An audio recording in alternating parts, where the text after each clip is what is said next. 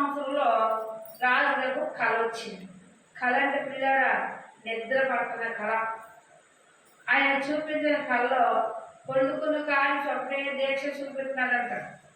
చూపించిన దాన్ని బట్టి రాజుగారు ఏం చేశారంటే ఇక్కడ చేతబడి విద్య గలవని కలిదేరు వారిని మరి శకుని గాండ్రులని మరి ఇక్కడ ఎవరెవరినైతే పోషించాడో వారందరికి ఆజ్ఞాపించారంట. నేను ఒక కళ కనుక్కున్నాను, ఈ కళ వల్ల భావం చెప్పడానికి మీలో ఎవరైనా సరే మరి సంవత్సరాల పొడుగుదు నేను మీ ఆహారంలో మీకు కావాల్సినవి దాన్ని ఇస్తున్నా, వస్త్రములు ఇస్తున్నా, మీరు ఎక్కడికి వెళ్ళకుండా పోషిస్తున్నాను కదా. మరి రాజుగారికి వచ్చిన కళ చెప్పమన్నారు. వాళ్ళు ఏమనుచున్నారని మనం చూస్తే 7వ వచనం. రాజు మర్చిపోయింది కాబట్టి వీళ్ళారా ఎప్పుడైతే మర్చిపోయిన మీరు నేను ఎడగకున్నానని కదా మీరు చెప్పమన్నాను, నా కళ గుర్తుండి మీకేంది చెప్పడం అంటున్నాడు. రాజు అంటున్నాడు మీరు మర్చిపోయింది కాబట్టి సంవత్సరం మొదలుగాని మీకు కావాల్సినవన్నీ నేను సమకూర్చి ఇచ్చాను. ఇప్పుడు నాకు కళ వచ్చింది, ఈ కళలో మీరు చెప్పాలి అంటున్నాడు రాజుగారు. చెప్పకపోతే ఇక్కడ చూడండి 11వ వచనం. రాజు విచారించి సంగతి బహు అపాయదారణమైనది. చూడంచిన సంగతి బహుగా అసాధ్యమైనది. కలకన్నాను కదా, ఎంతో దుఃఖపడుతున్నాను, నిద్ర లేకున్నాను, అయినా సరే నేను చెప్తా ఉంటుంటే అసలు ఒక్క మాట పట్టించుకున్న లేదు. మరి తిరిగేమంటాం నీ కళ చెప్పడానికి మేమైనా దేవతలమా అంటున్నారు. అయితే వీళ్ళని ఏం చేయాలని ఆలోచన చేశారు. రాజు ఆగ్రహం వచ్చింది. ఎవరైతే చెప్పాలో తొణుకలు అవుతారు అంటున్నాడు. మీరు చెప్పినప్పుడు నా కోట అక్కడ ఏమవుతారు, తొణుకలుగా చేసేస్తానండి. అలాగే అందరికి భయం వేసింది. ఇప్పుడు 23వ వచనం చూడండి. వెలుగు యొక్క నివాస స్థలము మన ఎక్కడుంది, మా పితృలు దేవా నీవు తింటూ త్రాగుతూ శుద్ధించారు. కానీ ఇప్పుడు రాజు బాధ ఎవరు తీర్చాలి, తీరుస్తారని అడుగుతుంది. ఎవరేమన్నారు, మేము దేవుళ్ళమా దేవతలమా, దేవుడు ఆత్మ కలిగి ఉన్నామా, మాకెవరు తెలుస్తుంది, ఏమైనా చెప్తే ఏమైనా చెప్పగలము, కళే చెప్పుకోకుండా మేమైనా చెప్పగలము అంటున్నారు. అక్కడ మనం చూస్తే పిల్లరా దానియేలు కూడా అక్కడే ఉన్నారు. కాబట్టి దానియేలు ప్రత్యక్షమైన మాటది ఆ దేవుడు చెప్పగలడు. నీ కళలో వచ్చింది నువ్వు చెప్పకపోయినా మా దేవుడు చెప్పగలడు. నీవు ఒకవేళ చెప్తావు, నువ్వు చెబితేనే చెప్పడం, చెప్పకపోయినా చెబుతాడు. కారణం ఏంటి అంటే దాన్ని ఎవరు వచ్చేదాకా చూస్తాడు, చెప్పక ఉంటాడు. నువ్వేం చెప్తావా అని చూస్తాడు. నువ్వు చెప్పకపోతే ఆయనే చెప్తాడు. మరి చెప్పేది కాదు, ఈ రాజు వచ్చిన కళ చెప్పేది కాదు. కరెక్ట్గా ఇంచుమించు 2 సంవత్సరాల పాటు ఒకే కళ అంటున్నాడంట. ఏ కళ కన్నా అసలు తెల్లారింటికి గుర్తుండట్లేదు, మొదలెక్కడం చివరప్పుడు రాజు తెలియట్లేదు. హల్లెలూయా. 20 కొంచెం సమయం ఇవ్వమన్నాడు. ఆ రాజుకి ప్రత్యక్షంగా దానియేలు గురించి ఆ రాజుకు చెప్పాడు. ఎప్పుడైతే ఆ రాజుకు చెప్పి ఉన్నారో రాజు కూడా ఏమంటున్నాడు, చెప్పడమే కావాలి. మరి నా భాగం అంటే నా రాజ్యంలో అతనికి అధికారం ఇస్తాను, నేను రాజా అయినా అతనికి రాజాధిపతిగా నియమిస్తాను, అతను ఏలుతాడు అని చెప్పాడు. ఎప్పుడైతే ఆ మాట చెప్పి ఉన్నాడో 26వ వచనం చూస్తే రాజు నేను చూచిన కళను దాని భావము తెలియచెప్పడం నీకు సత్యమా, ఆయన ఏదైనా మర్మములైనా ఇప్పగల దేవుడు. మరి మనుషుల వల్ల అయితే కాదు, శకును గాండ్రుల వల్ల కాదు, గాడి విద్య గలవారు కాదు, చేతబడులు చేసిన వారు గల కాదు, మరి ఇక్కడ చెల్లింగిలు చేసిన వారు కాదు. ఎవరు అంటే జ్యోతిమయైన జీవం గల దేవుడే ఆ కళలో ఒక భావమును చెప్పగలడు. అది మరి మీకు సమయం నాకు ఇస్తే దేవుడిని అడిగి దేవుడు చెప్తే మీకు చెప్తాను అన్నాడట. హల్లెలూయా, హల్లెలూయా. ఎప్పుడైతే ఆ మాట అన్నారో రాజు సమయం ఇచ్చారు. 31వ వచనం. రాజా ఒక ప్రతిమను దాచిపెట్టాడు కదా. అక్కడ వచ్చిన ధాన్యమును సమృద్ధిని అక్కడ తీసుకుంటూ దేవుని యొక్క సన్నిధిలో వచ్చిన భావాన్ని అక్కడ విమర్శించాడు దేవుడు. వారు చేస్తున్నది నీవు చేసినదే నీకు దేవుడు చూపిస్తూ వచ్చాడు. అది ఏమిటి అనగా, రాజా తాము చూచుచుండగా బ్రహ్మదండకు ఒక ప్రతిమను కనబడింది కదా. ఈ గొప్ప ప్రతిమ మహాప్రకాశమును భయంకరమైన రూపము గలదై మరి ఎదుట నిలిచిన్యం. ప్రతిమ యొక్క శిరస్సు మేలము బంగారమును మొదలైనను, దాని రొమ్మును భుజములను వెండిని, దాని ఉదరములను తొడలను ఎత్తడి దాని కాళ్ళను ఇనుములను దాని పాదములను ఒక భాగంగా నిన్నదయు ఒక భాగము మట్టిదై ఉండెను. మరియు చేసా లేక తీయబడిన ఒక రాయి ఇనుము మట్టియు కలిసి ఆ ప్రతిమ యొక్క పాదముల మీద పడి దాని పాదములు తునకలుగా విరగొట్టి తనకు కనబడిన అంతటి ఇనుము మట్టియు ఇత్తడియు ఏండియు బంగారం ఎక్కువగా దంచబడిన కళ్ళములతో చేతులేది కాగా వాటికి స్థలము ఎచ్చుటను ఉండక గాలి వాటిని కొట్టుకొని పోవును. హల్లెలూయా. మీరు పెట్టిన మీ రాజ్యంలో మీరు పెట్టిన ప్రతిమను బట్టి దేవుణ్ణి సేవించవలసిన చోట దేవుని సేవించకుండా నీకు నచ్చినట్లు నీకు ఇష్టమైనట్లు చెకునుగాండ్లను గాడి విద్య గలవాళ్ళను మరి జ్యోతిర్మయులను మీరందరినీ కూడా పోషించారు కదా. మరి దేవునికి ఉగ్రత మీ మీదకి వచ్చింది. ఈ ఉగ్రత వచ్చింది కాబట్టి మీరు ఈ రాజ్యముని విడిచి ఆకాశ పక్షులు వచ్చి నీ యొక్క తల మీద రెక్కలేస్తాయి. అవి నీ యొక్క మనస్సు పశువుల మనసుల వల్లే మారిపోతాయి. నీవు 7 సంవత్సరముల పాటు ఒట్టుగడ్డి తింటావు. ఈ రాజ్యము పరిశుద్ధాత్మ దేవుడు అనగా దాసులైన వారికి అప్పగించబడుతుంది. ఆయనే ఇది వేలుచున్నాడు. ఈ వేలుచున్న వాడు 7 సంవత్సరములు అయిన తర్వాత మళ్ళా వాగ్దానం వచ్చినప్పుడు దేవుడు ఇవన్నీ నీకు ఆ యొక్క కలభావంగా చూపిస్తూ ఉన్నాడు. కానీ మీరు దేనిని గ్రహించలేక ఉన్నారు. రాజ్యం అంటే ఈ సృష్టి అంత స్వాధీనం. ఏది నశించినా ఆయనకే నష్టం.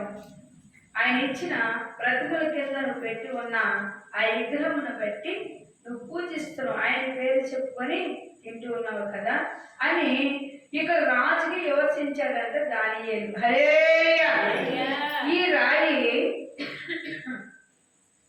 సారూపమంత మహాపర్వతమైన తాను కదిన కలిగే దాని బాబు రాజముఖముని మేము తెలియజేసాము. రాజా పరలోకమందున దేవుడు రాజ్యమును అధికారము బలమును ఘనతయు మనందరికీ అనుగ్రహించి ఉన్నాడు.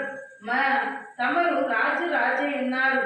ఆయన మనుషులను నివసించు ప్రతి స్థలమును మనుషుల మీద భూజంతువులను ఆకాశ పక్షులు అన్ని వాటి ఆయన తమరి చేతికి అప్పగించున్నారు. వారందరి మీద తమరికి ప్రభుత్వం అనుగ్రహించి ఉన్నారు. తామే ఆ బంగారపు శిరస్సు అని చెప్పారట. హల్లెలూయా. రాజు జంతువులను పోషించాలి. ముఖ్యమంత్రి ఏం చేయాలి తెలుసా? జూలు ఎక్కడున్నాయో చూసి అడవులను స్వాధీనం చేసి అక్కడ తిరగవలసిన వాటికి ఆహారమును సమకూర్చాలట. పక్షులకి, చేపలకి, మరి అన్నిటిని పోషించడానికి ఎవరు ఇప్పుడు అధికారి? చూడండి, ముఖ్యమంత్రి ఉన్నాడు, రోడ్లు వేస్తున్నాడు. రోడ్ల పక్కన మరి ఎందుకు చెట్లు నాటుతున్నాడు చెప్పండి. వాహనాలు వెలిచి ఉన్న ఆ యొక్క పొగలు అన్నీ కలుషితం అయిపోయి మనుషులకి జబ్బుల రూపంగా వస్తున్నాయి. ఆ చెట్లు అవి ఉంటే ఆ గాలి పీల్చుకొని ఆ కార్బన్ అందరికీ అందిస్తుందంట. మరి అతనికి ఒక అధికారం సీట్ ఇచ్చారు కదా. ఎంతమంది ఇప్పుడు ముఖ్యమంత్రులు ఉన్నారు. ముఖ్యమంత్రికి ఇచ్చిన అధికారాన్ని బట్టి ముఖ్యమంత్రి పనులన్నీ చేయాలి. తెలియని వాళ్ళు ఏమంటారు? రోడ్డు ఎందుకంట, మొక్క ఎందుకంట, దానికి 5 లక్షలు పోగు చేయలేదు అంటారు. కానీ పిల్లలు ఇక్కడ చూడండి, బైబిల్ ఏం చెప్తుంది తెలుసా? అధికారికి ఏమప్పు చెప్పాడు? ఆకాశ పక్షులు అప్పు చెప్పాడు, సముద్రంలో మచ్చికలు అప్పు చెప్పాడు, మరి ఆయన నేల పాగే పురుగులు అప్పు చెప్పాడు. అన్నిటికీ పోషణ కర్తగా ఒక సింహాసనమైన ఒక చీటి ఇచ్చాడు. జూలో ఉన్న జంతువులు కూడా ఆహారం పెట్టాలి. ఈయన ఎక్కడో కూర్చుంటే నేను ముఖ్యమంత్రిగా అంటాడు లేదు. దేవుడు అంత శక్తి, అనుగ్రహము, జ్ఞానమును, ఆ తెలివిని ఇచ్చాడు కాబట్టి ఆ మనుషులు ఏలడానికంట ఆ యొక్క సీట్ ఇచ్చాడంట. రాజా, ఇదంతా కూడా దేవుడు యొక్క మీకు ఆధిపత్యంలో ఉంచాడు కాబట్టి ఆయనే శిరసై ఉన్నాడు. మీరు బంగారం చూస్తారు, ఎన్ని చూసారు, దంచబడి చూసారు, దీన్ని బట్టి ఆ శిరస ఏమైందట? మీరై ఉన్నారు. మీరు చాలకించండి ఆయన ఎలా ఇచ్చి ఉన్నాడు అని మనం చూస్తే ఇక్కడ 39, తాము బంగారు శిరస్సు తాము చనిపోయిన తర్వాత తమరి రాజ్యము కంటే తక్కువైన రాజ్యం ఒకటి లేచింది. అటు తర్వాత లోకమంతా ఏలుబడి 3వ రాజ్యం కట్టి లేచింది. అది ఎత్తడి వంటి దగును. పిమ్మట 4వ రాజ్యం ఒకటి లేచింది. అది ఇనుము వలె బలముగా ఉండెను. ఇనుము సమీపించే వాడికి దంచి విరగొట్టింది కదా. ఇనుము పగల కొట్టినట్లు అది రాజ్యం అంతటికి పగలగొట్టి పొడుగు చేస్తూ పాదముల కింద వేలను కొంత మట్టుకు కుమ్మరి గట్టిగాను కొంత మట్టుకు ఇనుప గట్టిగాను తమని కనబడింది. కనుక ఆ రాజ్యములో వేదములే ఉండకుండా అయితే ఇనుము గొర్రెలతో కలిసి ఉన్నట్లు కనబడింది. కనుక ఆ రాజ్యములోని అలాగ ఉండను. ఆ రాజ్యము వంటి బలమగలదై ఉండేను. హల్లెలూయా. ఇంకా ఏలుచున్నవాడు పరిశుద్ధాత్మ దేవుడే. ఆయన ఏలాలని అనుకున్నాడు కనుక ఎవరికి చెప్తున్నాడు? ఆత్మస్వరూపుని ఇచ్చి దానియేలును ఏర్పాటు చేసుకుంటున్నాడు. పిల్లరా, మరి దేవుడు కలబాబు ఇచ్చాడు అంటే ఆ రాజుకి ఎందుకు ఇచ్చాడు అంటే తన ఏలుబడి తన సృష్టిని సరిగ్గా ఏలట్లేదని. ఏ దేవుడు కరెక్ట్గా ఏలాలంట. ముఖ్యమంత్రి ఏలుబడి అయితే ఒక్కొక్క పాస్టర్ గారు ఎన్ని లక్షల జనాన్ని ఏలుతున్నారు. ఒక్కో పాస్టర్ గారు ఎన్ని లక్షల జనాన్ని ఏల్చున్నారు. బీదలైన వారికి భోజనం పెడుతున్నారు, మరి వస్త్రం లేని వారికి వస్త్రం ఇస్తున్నారు, మరి వాళ్ళు తగ్గమంటారు పని దేవుని మహిమపరుస్తూ అలాగే బీదలకు దేవుడు చెప్పిన వాక్య ప్రకారము నడుస్తున్నారు. ఆహారం పెట్టడం అంటే ఆసమాసమైంది కాదు. ఆహారం ఎంత దేవుని తెలుసా? అందుకే రాజుగారు ఇప్పుడు దేవుడు చూపించిన దానియేలే ప్రత్యక్షముగా దానియేలుతో దేవుడు మాట్లాడి ఈ వివరం చెప్పాడు. దేవుని స్తోత్రం. ఇచ్చిన వాక్యం దేవుడు దీవించినగా.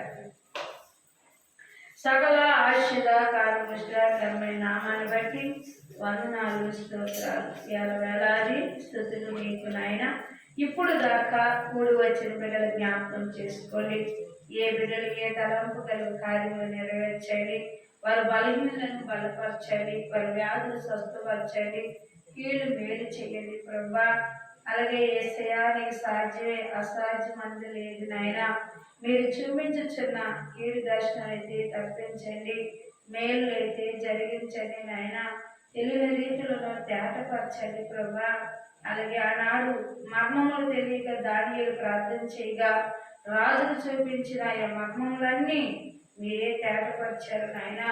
అలాగే ప్రభా, కూడి వచ్చిన బిడ్డలు నాయన ఏ తలంపు కలిగి ఆకాశం చేసి మరబెట్టుచున్నారో మరలా ఆలకించి మూలుగులు నేను విన్నానని వాక్యం సెలవిస్తుంది. ఇశ్రాయేలు మూలుగులు నేను విన్నానని వాక్యం సెలవిస్తుంది నాయన. నువ్వు ఆలకించి దేవుడు నాయన. అయ్యా, ఎవరు ఏ స్థితి కలిగి వచ్చినా ఆ కార్యాలు చేసే దేవుడు నాయన. అలాగే గర్భిణీ స్త్రీలు నా తండ్రి అయ్యా, తల్లి బిడ్డ క్షేమంలో సహాయం దయచేయండి. గర్భం లేని వారికి నా తండ్రి గర్భఫలం వచ్చి దీవించండి నాయన.